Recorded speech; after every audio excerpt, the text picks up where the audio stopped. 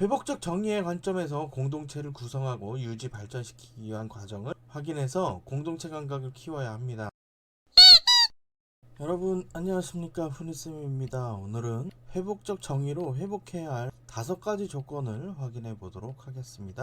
영상 끝까지 시청 부탁드리고요. 구독, 좋아요, 알림 설정도 지금 부탁드립니다. 그럼 시작합니다.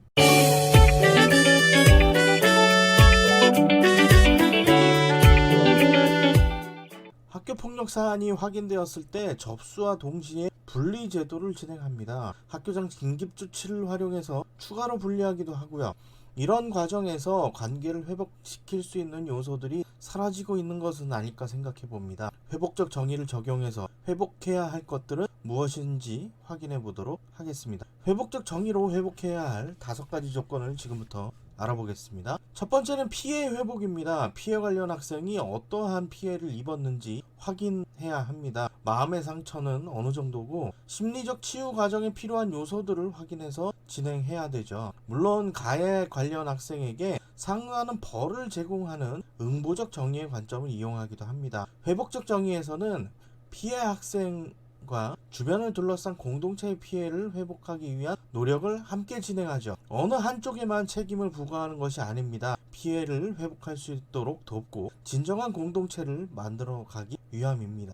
두 번째는 책임 회복이에요. 자신의 회복으로 인해서 피해 관련 학생이 어떠한 피해를 입었는지 알아야 합니다. 누군가에게 무례한 행동을 하면서 생기는 문제점에 대해 생각하고 느낄 수 있어야 하고요. 상대방에게 잘못한 행동이 있다면 스스로 책임을 지는 과정을 통해서 관계를 회복할 수 있도록 합니다. 책임을 전가하는 것이 아닙니다. 스스로 깨닫고 뉘우치는 과정을 통해 책임을 회복하죠. 세 번째는 관계의 회복이에요. 학교 폭력 사안의 피해 관련 학생과 가해 관련 학생 모두가 필요합니다. 학교 폭력이 일어나기 전 상황으로 돌아가기 위한 과정이기도 하고요. 관계성의 회복을 통해서 안전 욕구를 해결할 수 있기도 합니다. 관계가 틀어졌다고 해서 못 본 채하고 서로를 의식하지 않고 지내게 되면 서로 불편한 관계가 되죠. 서로의 불편한 관계를 개선하고 편하게 지낼 수 있도록 합니다. 네 번째는 공동체 회복이에요. 우리가 살아가는 사회에서 다른 사람 입장에서 생각해보고 이타성의 발현을 위한 공동체 감각을 키워나가야 합니다. 모두가 함께하고 공유하는 과정을 통해 감정과 감각을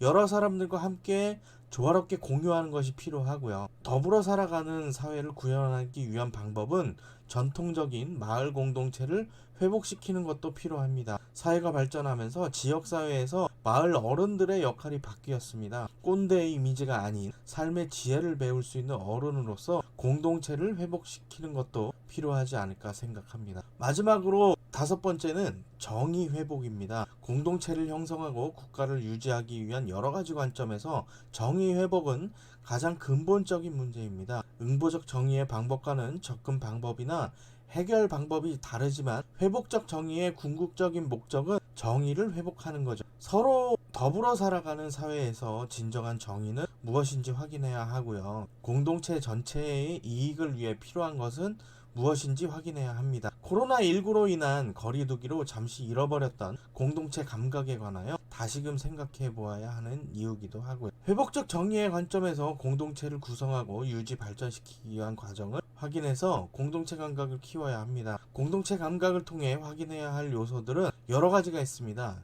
그 중에서도 관계를 형성하고 유지하며 사회를 구성하고 있는 기본적 바탕을 확인해 봐야 되죠. 사회적 합의를 이루고 있는 국가의 근본적인 구성 요소에도 관계성이 기본입니다. 관계를 항상 좋게 유지할 수 있으면 좋겠지만 그렇지 못한 경우에 어떤 방법으로 해결해야 할지도 함께 고민해 보아야 합니다. 오늘은 회복적 정의로 회복해야 할 5가지 조건을 확인해 보았습니다. 영상 시청해 주셔서 감사합니다.